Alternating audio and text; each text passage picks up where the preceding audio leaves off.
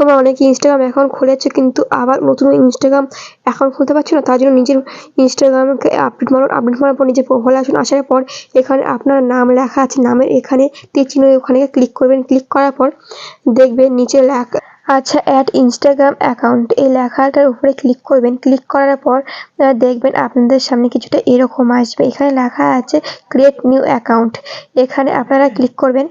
Click করার পর আপনাদের এখানে নাম চাইবে, যেমন আমি আমার নাম দিয়ে দিয়েছি, আর এখানে একটা ইমেলও তৈরি হবে। আর দেখতে পাচ্ছেন আমার দুটো অ্যাকাউন্ট তৈরি হয়ে গেছে, এর সঙ্গে ইমেলও তৈরি হয়ে গেছে। এখানে আমি এখন কন্টিনিউ করব।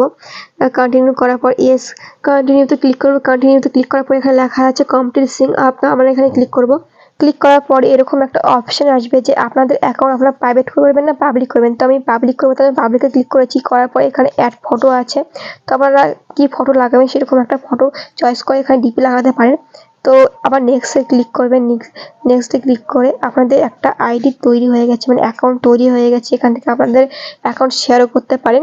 শেয়ার করার পর এখানে ওকে করবেন। করার পর তো এখানে আপনাদেরকে ফলো করতে বলবে, তো আপনারা একজনকে ফলো করতে পারেন, 100 জনকে ফলো করতে পারেন। তো আমি একজনকে ফলো করেছি।